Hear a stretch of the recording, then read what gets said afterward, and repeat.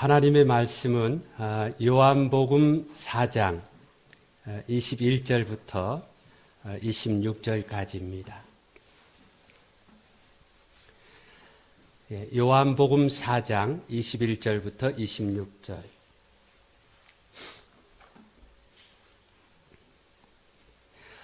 봉독합니다. 예수께서 이르시되 여자여 내 말을 믿으라. 이 산에서도 말고 예루살렘에서도 말고 너희가 아버지께 예배할 때가 이르리라.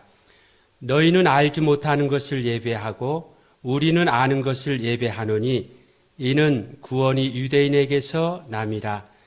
아버지께 참되게 예배하는 자들은 영과 진리로 예배할 때가 오나니 곧 이때라. 아버지께서는 자기에게 이렇게 예배하는 자들을 찾으시느니라. 하나님은 영이시니 예배하는 자가 영과 진리로 예배할지니라.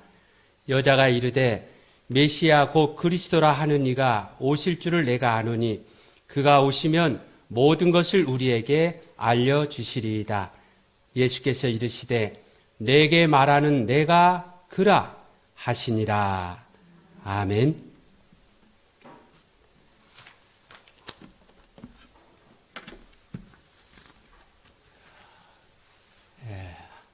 주의 성호를 찬양합시다. 할렐루야. 아멘. 코로나19로 예배가 많이 느슨해졌습니다. 그래서 예배를 챙기고자 하는데 오늘 말씀을 통해서 예배에 대해 모르는 것은 알게 되고 잘못 아는 것은 바로 알게 되고 아는 것은 실천하게 되어서 오늘 우리의 믿음과 삶이 확 달라지게 되시기를 바랍니다. 자, 주어진 시간에 전할 내용이 많아서 바로 들어가는데 여러분 한번 따라합시다. 예배는 요 말만 따라하세요. 예배는 누가 드리는 것일까요? 본문 21절부터 22절에 보니까 예수님께서 사마리아 여자에게 뭐라 하시느냐? 너희는 모르는 것을 예배하고 우리는 아는 것을 예배한다 말씀하셨습니다.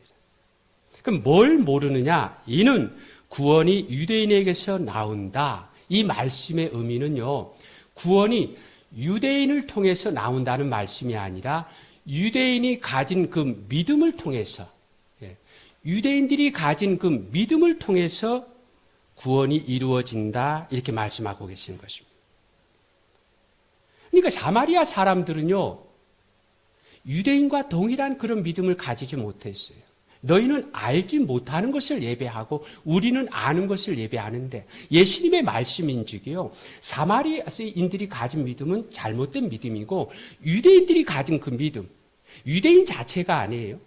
유대인들이 가진 그 믿음이 제대로 알고 있는 그 믿음이기 때문에 구원이 바로 거기에서 나온다고 말씀하고 있습니다. 그러니까 알아야 할 것을 모르고 드리는 예배는요, 잘못된 예배라는 것입니다. 오늘 우리는 어떨까요? 여러분 한번 물어볼게요. 이 말이 맞는지 틀린지 한번 맞춰보시기 바랍니다. 예배 드리면 은혜를 받게 된다. 맞아요? 틀려요? 예배 드리면 은혜를 받게 되지요? 맞는 말입니다. 그러면은 이 말은 어떻습니까? 예배는 은혜를 받으려고 드리는 것이다. 맞아요? 틀려요? 좀 애매한 구석이 있죠? 정확히 말하면 틀린 말입니다. 예배 드리면 은혜를 받게 되는 거 맞습니다. 근데 예배 드리는 목적이 은혜를 받기 위해서 예배 드리는 것이냐? 아니라는 말입니다. 예배 드리면 결과적으로 은혜를 받게 됩니다. 근데 은혜를 받기 위해서 예배 드리는 것은 아니라는 말입니다. 여러분, 우리가 예배를 어떻게 한다 하지요? 예배를 드린다 하잖아요. 그죠? 예배를 드린다 합니다. 예배는 드리는 것입니다. 우리가 은혜를 받으려고 하다 보니까 예배는 드리는 것인데 드리려고 하는 것보다는요, 받으려고 하다 보니까 어떤 면에서는 하나님께 드리는 예배가 아니라 사람이 받는 예배로 만들어지고 있다는 것입니다. 예배 받으시는 대상은 하나님이고 예배를 드리는 주체는 우리입니다. 예배는 은혜 받으려고 드리는 것이 아니라 은혜를 받았으니 드리는 것입니다. 예배 드리면 결과적으로 은혜를 받게 됩니다. 그러나 결과적으로 받게 되는 것과 은혜를 받으려고 드리는 예배는 다르다는 것입니다. 여러분, 우리 함께 고백합시다. 여러분, 예수님을 믿습니까? 예수님을 믿습니까? 그러면 여러분들은 은혜를 받은 사람들이에요. 우리가 하나님 앞에 죄인이요 원수였잖아요. 여러분, 세상에 누가 죄인과 원수를 사랑할 수 있습니까? 한국의 어떤 사람 어린아이를 대해가지고 아주 못된 짓을 했잖아요. 그래서 뭐 이사 가는 곳곳마다 막 반대하면서 그 사람 어떻게 사는가 주시하고 있잖아요. 죄인이에요. 여러분, 어떤 사업을 하다가 어떤 사람 때문에 내가 큰 타격을 받았다든지 아니면 망했다 해보세요. 그 사람 사랑할 수 있나요? 쉽지 않아요. 근데 하나님께서 죄인과 원수된 우리들을 사랑하시되 어떻게까지? 하나밖에 없는 아들까지 내어주셨어요. 그 아들 이 땅에 오셔서 그 모든 십자가의 고난을 통해서 우리가 치료해야 할 죄값을 대신 치러주셨습니다.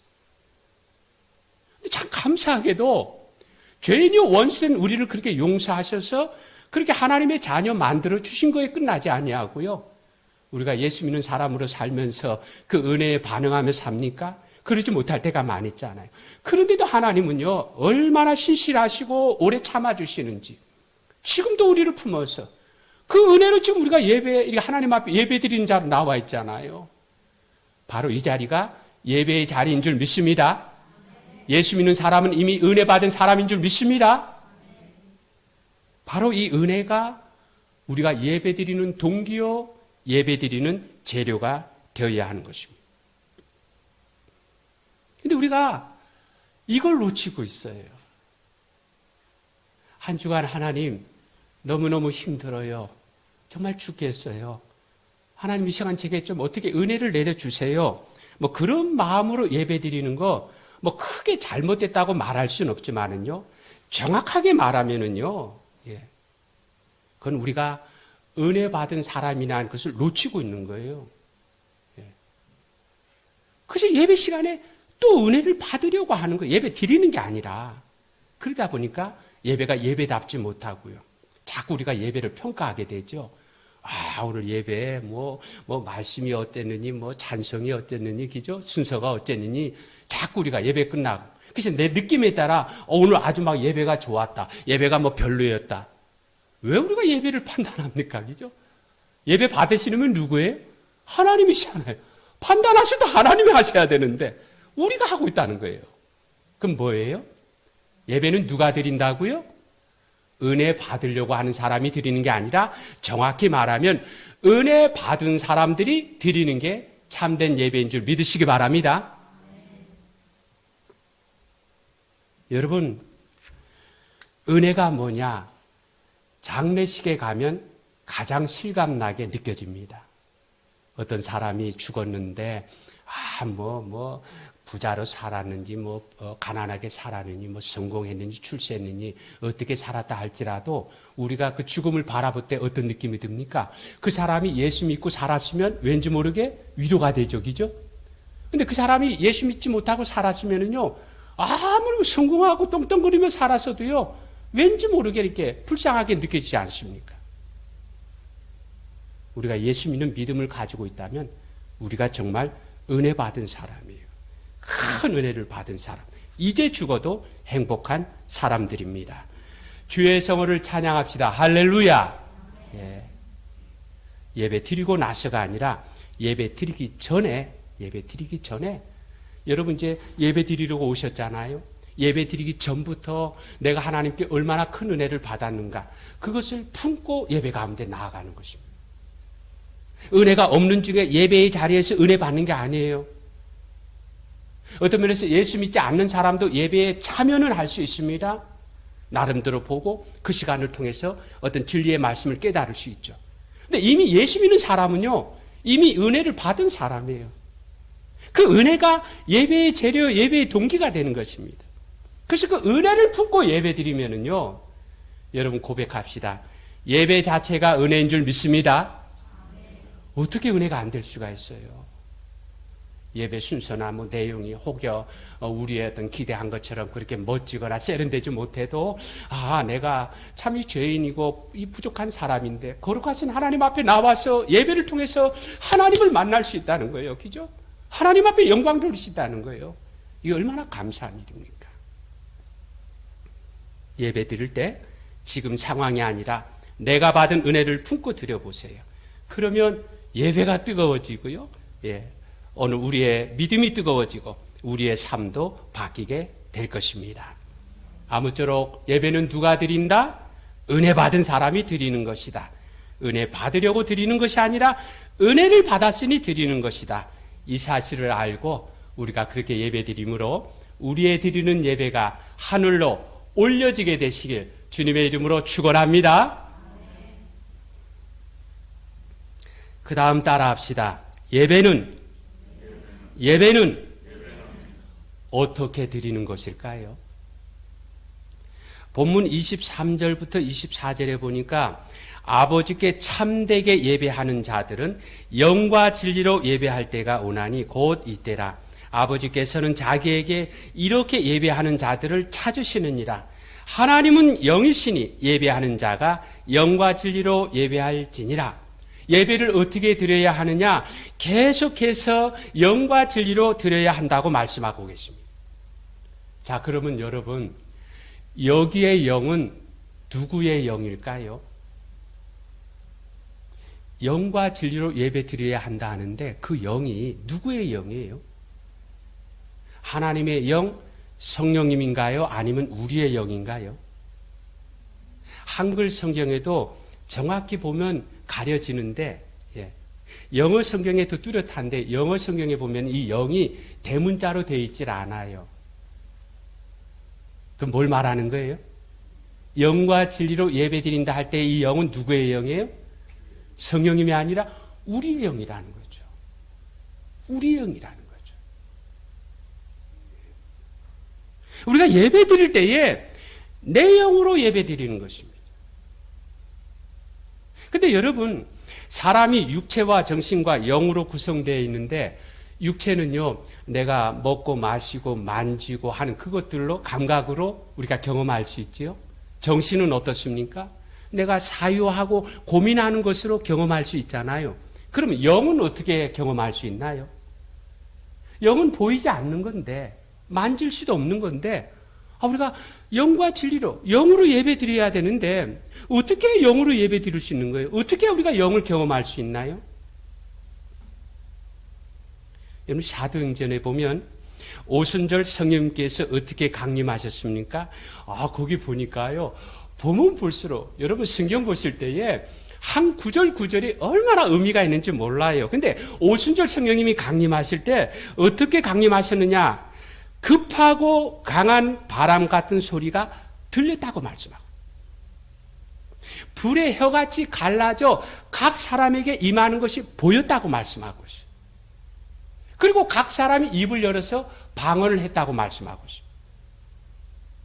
오순절 성령님, 영이 역사하는데 우리가 육체도 경험할 수 있고 정신도 경험할 수 있는데 영도 경험할 수 있느냐? 있어요. 오순절 성령님이 강림하실 때 보였다고 말씀하고 들렸다고 말씀하고 말했다고 말씀하고 있잖아요.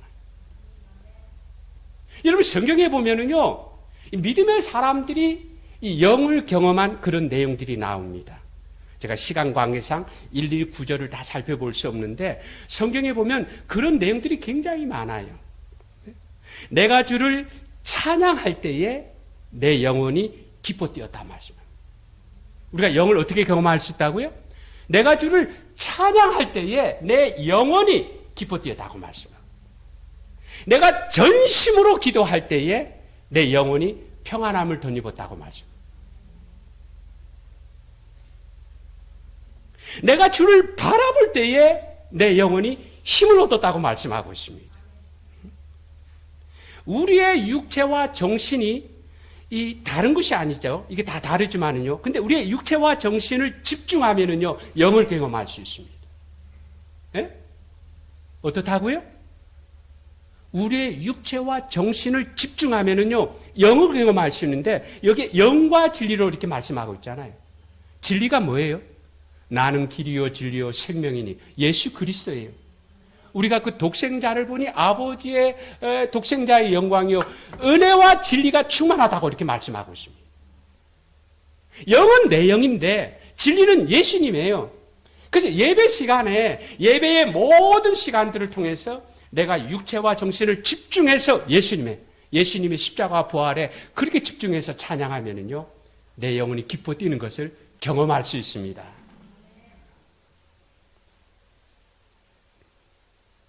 우리가 가끔은 정리되지 않은 상황에 어떤 부흥회나 기도원 가서나 아니면 어떤 예배 속에, 그죠? 막 우리의 심정이 막 너무너무 기뻐가지고 너무너무 감사해서 그런 경험들을 해보잖아요. 바로 그런 맥락. 어떻게 예배해야 된다고요? 영과 진리로 예배하는 자들 하나님이 찾으신다고. 내용. 우리 육체와 정신을 예수님께 집중하면요. 여러분, 예배의 모든 시선은요, 예수님의 십자가 부활을 재현하는 그런 내용들인 것입니다. 그래서 그 가사나 그 음정이나 그 모든 내용 가운데 우리를 구원하신 예수님의 십자가 부활이 묻어 있는 거거든요. 그래서 거기에 그렇게 집중하면은요, 바로 우리가 영과 진리로 예배드리는 그런 사람이 될 수 있다는 것입니다. 여러분, 찬양할 때에 여러분의 육체를 동원해서 입을 열어서 찬양하고 크게 찬양해 보시기 바랍니다. 참 희한하게도요, 찬송 잘 모르는 거잖아요, 그죠? 근데 내가 안 부르려고 하면, 모른다 하고 하면은요, 잘 불러지질 않아요. 근데 잘 모르는 찬양도요, 내가 부르겠다고 마음먹어서 하다 보면은요, 성령님이 불 붙여주실 줄 믿습니다. 네? 그래서 우리의 육체와 정신을 집중하는 거예요. 찬양할 때, 그죠? 그렇다고 해서 크게 그냥 요란하게 그래야만 찬양이라는 그게 아니에요. 그죠? 나름대로 내가 할 수 있는 거. 그 깊은 여러 가지 그 어떤 의미를 되새겨 가면서. 기도할 때도 마찬가지입니다. 여러분들의 마음을 동원해서 아멘, 아멘 하면서 간절히 기도해 보시기 바랍니다. 누가 나와서 기도하실 때는 우리 각자 개인적으로 기도할 때도요, 우리 함께 하나님 앞에 기도를 올리는 거잖아요. 그죠? 내 기도를 그분이 드려주는 거예요. 우리가 같은 마음으로 드리는 것입니다. 헌금 드릴 때에 성경 말씀대로 내 경제적인 형편에 좀 힘에 넘치도록 해보시기 바랍니다. 그렇게 우리의 육체와 정신을 다 동원해서 하나님을 바라보면서 예배하면은요, 영을 경험하게 됩니다. 내 영이 기뻐 뛰놀게 됩니다. 상한 마음이 치료받게 되고 힘을 얻게 되고 노래하게 되고 죽은 것이 살아나고 역사가 일어나게 될 줄 믿습니다. 아무쪼록 우리 모두 예배를 어떻게 드려야 하느냐? 내 육체와 정신을 다해서 영을 경험하는, 영으로 드리는 예배가 되시길 바랍니다. 예배의 모든 시설을 통해서 예수님의 십자가와 부활이 고백되어지는 예배가 되시기 바랍니다. 우리 모두의 예배가 달라져서 믿음도 삶도 인생도 달라지고 내 자신과 우리 아이들, 우리 주변이 달라지게 하는 그런 우리 모두가 되어지기를 주의 이름으로 축원합니다. 그 다음 따라 합시다. 예배는 언제 마치게 되나요? 본문 25절 이하에 보니까 예배를 참되게 드려야 한다 예수님께서 말씀하시니까 사마리아 여자가 뭐라 합니까? 메시아가 오시면 그분이 다 알려주실 겁니다. 그러자 예수님께서 뭐라 하시죠? 내가 바로 메시아다. 그러자 그 여자가 달라졌습니다. 그 여자는 전에 자기 자신이 부끄러워서 사람들을 피하던 사람인데 예수님을 만나 진리의 말씀을 들었어요. 메시아 대신 예수님을 보아서 자기의 그 내밀한 것을 다 알아보시는 거예요. 예수님 만나거나 그 여자가 어떻게 됐죠?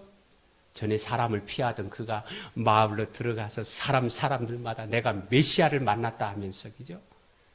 그의 삶과 그의 인생이 확 달라진 것을 우리가 보게 됩니다. 여러분, 예배는요, 하나님께 나아가서 하나님을 만나는 시간입니다. 생각해 보세요. 세상에 책을 읽거나 훌륭한 분을 만나도 우리가 영향을 받잖아요. 그죠?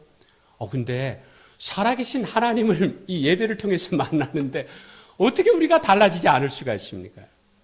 예. 성경에 보면 하나님을 제대로 만난 사람들은 다 변했습니다. 베드로를 보세요. 삭개오를 보세요. 변할 수밖에 없습니다. 자, 예배를 통해서 우리가 변해야 되는데 여러분 물어봅니다. 일주일의 첫날이 무슨 요일인가요? 일주일의 첫날. 이제 월요일부터 학교 가고 월요일부터 직장 가니까 일주일의 첫날이 월요일 그렇습니까? 아니에요. 그죠? 일주일의 첫날은 언제냐? 오늘 바로 일요일입니다. 여러분 생각해 보세요. 자, 하나님께서 6일 동안 천지 창조를 하시고 제 7일째 되는 날을 쉬셨잖아요. 그날이 안식이잖아요. 그 안식일이 무슨 요일이냐? 일, 월, 화, 수, 목, 금, 토. 토요일, 이 7일째 되는 날이 바로 안식일이잖아요. 그래서 지금도 2단 안식일 교는 언제 예배 드려야 한다고요? 토요일 날 예배 드려야 한다고 그렇게 주장을 하고 있죠. 일주일의 첫날은 월요일이 아니에요. 일주일의 첫날은 바로 예배 드리는 오늘 일요일부터 우리는 한 주간을 시작하는 것입니다. 어떤 면에서 여러분 시작이 좋으면 다 좋다는 말도 있죠. 시작이 반이라는 말씀도 있잖아요. 그죠? 근데 우리가 하나님 앞에 나와서 일요일 날 예배 드리고 시작하니까 한 주간의 출발이 얼마나 멋있습니까?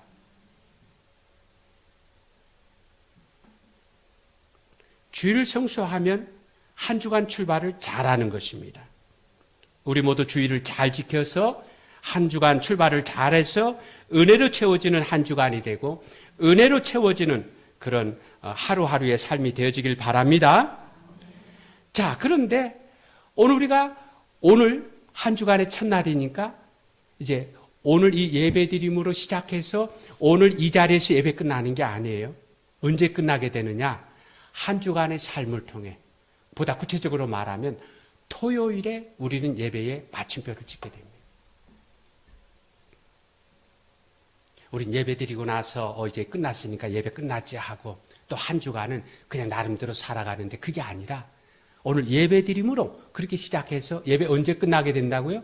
한 주간의 삶으로 마침표를 찍게 되는 거죠. 여러분 우리가 산제사를 드려야 한다고 이렇게 많이 이렇게 듣곤 하잖아요. 산제사가 뭐예요? 산제사. 구약 시대에는요, 죽은 제사를 드렸어요. 사람이 죄를 지으면 아직 메시아가 오시기 전이니까 메시아의 모형이 된 짐승을 죽여가지고 그걸 제물로 바쳐서 그렇게 제사를 드렸는데, 여러분 히브리서의 말씀에 보면 황소나 염소의 피가 사람의 죄를 씻지 못한다고 말씀하고 있습니다. 구약 제사로는요, 우리의 죄가 깨끗하게 씻겨지는 게 아니에요. 어떻게 하는 것인지 아십니까? 덮는 거예요, 덮는 거. 아담과 하와가 타락했을 때에 하나님이 어떻게 하셨습니까? 아담과 하와가 이 부끄러운 수치를 가리기 위해서 무화과 나프로 이렇게 치마를 만들어 입었잖아요. 근데 이렇게 말라비틀어지면 그 수치를 제대로 가리지 못해요. 근데 하나님께서 아담과 하와에게 짐승을 잡아서 그 가죽옷으로 그 수치를 덮어주셨다고 말씀하고 있죠. 그래서 구약의 제사가 그렇게 시작이 되었는데, 짐승은요, 짐승의 피로는 사람의 죄가 온전히 씻겨지는 게 아니라 그냥 덮어두는 거예요, 덮어두는 거예요. 하나님은 의로우신 분이기 때문에 우리가 죄를 지을 때도 한번 분노하시는 거예요. 성경 말씀 그대로 화를 쏘고 막 우리가 이렇게 그만큼 공의로우신 분인데, 근데 짐승을 죽여서 그 제물을 바치면은요, 하나님의 분노를 가라앉혀서 이게 덮어지는 거예요, 덮어지는 거예요. 씻겨지는 게 아니라 둘치면 여전히 죄가 있어요. 근데 덮어놓는 거예요, 덮어놓는 거예요. 근데 오늘날 예수님이 오신 이후에는요, 우리가 죽은 제사가 아니라 산 제사를 드리게 되었다는 것입니다. 예수님께서 완전한 제물로, 구약 시대에는요, 죄를 지을 때마다 하나님 앞에 나아가서 제사를 계속 드려야 됐거든요. 근데 예수님이 오신 다음에는요, 여러분 제사의 3요소가 뭐예요? 제사, 제물, 제사장, 제사, 방법이잖아요. 근데 예수님을 통해 가지고 예수님의 제사, 제물 완벽해. 제사장 대신 예수님 완벽해. 그 다음에 제사의 방법도 완벽해. 그래서 단번에 완전한, 영원한 그런 제사를 드렸어요. 그래서 이후에는 우리가 두 번 다시 구약적인 제사를 드릴 필요가 없어요. 그래서 오늘 우리가 산 제사를 드리는 것입니다. 일주일의 첫날 일요일 날 하나님 앞에 나와 예배 드리고 난 다음에 그것을 통해서 예배가 끝나는 것이 아니라 한 주간의 삶을 통해서 산 제사로 그렇게 예배를 이어가는 것입니다. 여러분도 아마 이런 예화를 들었을 것입니다. 기도를 열심히 하는 권사님이 기도원에 가서서 금식 기도를 하고 얼마나 피곤하겠어요. 그리고 이제 집에 돌아와서 이제 초인종을 눌렀는데 아이 며느리가 뭘 하고 있는지 빨리 문을 열어주지 않는 거예요. 너무너무 막 피곤하고 지쳐 있는데, 그죠? 누구는 막 가서 기도하고 하는데 며느리라는 게 초인종을 눌러도 빨리 나와 문을 안 열어주니까 늦게 이렇게 문 열어준 며느리 이분이요. 아니 넌 뭐 하고 있다가 이렇게 문을 늦게 열어주냐 하면서 벌컥 화를 냈어요. 그러는 순간 기도원에 가서 기도한 거 무슨 의미가 있겠습니까? 예배는 오늘 시간 예배 드림으로 끝나는 것이 아니라 우리의 한 주간의 삶을 통해서 그렇게 완성되어지는 것입니다. 여러분 예배 드린 후에 우리의 표정이 바뀌고 말투가 바뀌어야 합니다. 예배 후에 밥을 먹을 때에 우리의 표정과 말투를 보면 그분이 예배를 어떻게 드렸느냐가 드러납니다. 예배 드리고 나서 여러분이 집에 가셔서 여러분의 가족들과 자녀들과 대하는 그 말투와 표정을 보면 아, 우리 엄마 아빠가 교회에서 예배를 어떻게 드리고 왔는가 그것이 드러나게 되는 것입니다. 내가 대하기 불편한 사람 있죠. 마음이 한순간에 풀리지 않아요. 쉽지 않죠, 그죠? 영적인 씨름이에요. 내가 예배 드렸으니까 네? 한순간에 다 단번에 풀리지는 않지만 주님 제가 예배 드렸으니까 주님 말씀 붙잡고 영적인 씨름합니다. 제 마음을 풀어주시고 제게 은혜를 베풀어 주셔서 저 사람을 용서할 수, 저 사람을 품을 수 있도록요. 그래서 내가 조금씩 표정을 풀어가는 것입니다. 하나님께서 나를 어떻게 대해주셨는가 그걸 생각하면은요, 그죠? 내 사랑 갖고 못해요. 근데 하나님께서 내게 베풀어 주신 그 사랑을 기억하면은요, 하나님이 나 같은 사람도 사랑해 주셨는데 내가 누군들 우리가 그 사랑을 붙잡고 영적인 씨름으로 이겨내면 우리 하나님 가만히 계실까요? 그렇지 않아요. 나와 우리 아이들에게 주신 은혜 거두지 않고요. 더 큰 은혜를 주셔서 우리의 사랑, 우리의 섬김을 통해서 우리 하나님 더 크게 영광을 받으실 줄 믿습니다. 예배 드린 후 한 주간 깨어 있으려고 해도 잘 되지 않을 것입니다. 내가 또 거칠어지고 또 넘어지고 또 낙심하고 그럴 것입니다. 그러나 우리에겐 예수님의 십자가 부활이 있잖아요. 십자가 부활을 너무 감성적으로 생각하지 마세요. 십자가는 뭐예요? 나의 모든 죄와 허물이 용서받았다는 거예요. 죄값이 치러졌다는 거잖아요. 지금 이 시간에 예배 드리면서도 지난 한 주간 내가 뭐가 짚어지는 게 있을지 몰라요. 그래서 내 마음이 상하고 하나님 앞에 죄송한 마음인데 우리 매 예배를 통해서 예수님의 십자가 부활이 제외되는 그 시간을 통해서 주님이 십자가를 붙잡는 거예요. 하나님 한 주간에 제가 잘못한 거 부족한 게 많이 있는데 주님이 십자가 있어서가 희망입니다. 주님이 나의 모든 죄와 허물을 다 대신 다 이렇게 죄값을 치러주신 줄 믿습니다. 우리가 용서받은 사람이 됩니다. 하나님 주님과 세상으로 나아가는데 또 제가 넘어지고 자빠질까 걱정이 됩니다. 제 힘으로는 그렇지만 주님의 부활의 능력 그거 붙잡으면 하나님 제가 넘어졌다가도 다시 일어나게 될 줄 믿습니다. 그죠? 아이쿠 내가 넘어졌구나. 회개하고 또 다시 일어나서 산 제사를 이어가는 것입니다.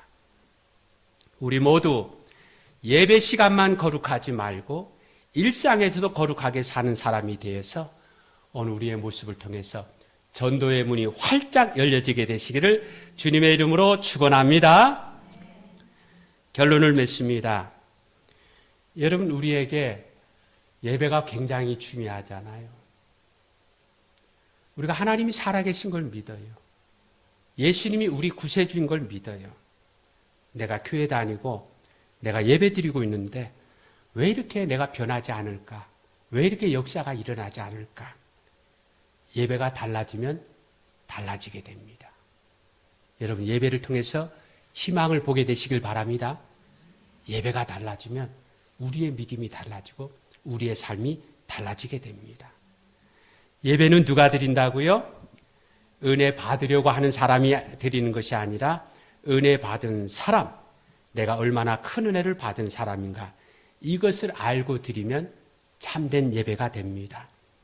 아무쪼록 거친 세상에서 힘들고 지쳤지만 그래도 나를 지켜주시고 인도해 주신 하나님의 은혜, 내가 받은 은혜를 예배 전부터 품고 예배를 드려서 우리의 예배가 땅에 떨어지지 않고 하늘로 올려지게 되시기를 축복합니다. 그리고 예배는 어떻게 드리는 것이라고요? 영과 진리로 드려야 합니다. 우리의 육체와 정신을 진리 대신 예수님의 십자가 부활에 집중하면 영을 경험할 수 있습니다. 아무쪼록 찬송할 때 열정적으로, 기도할 때에 간절히, 말씀을 들을 때 화답하고, 헌금할 때 힘에 넘치게 해서 예배의 모든 순서에 육체와 정신을 집중해서 우리의 영이 기뻐 뛰노라 하나님께 올려지는 예배가 되시길 축복합니다. 그 다음 예배는 언제 마치게 된다고요? 일주일의 첫날이 일요일입니다. 우리의 예배는 일요일로 시작해서 토요일까지 우리의 삶으로 맞춰지게 됩니다. 아무쪼록 한 주간의 삶을 죽은 재물 죽은 제사가 아니라 산 재물 산 제사로 하나님과 이웃에게 기쁘되는 삶을 경주해서 여러분의 가정과 이웃과 직장에 전도의 문이 활짝 열려지게 되시기를 주님의 이름으로 축원합니다.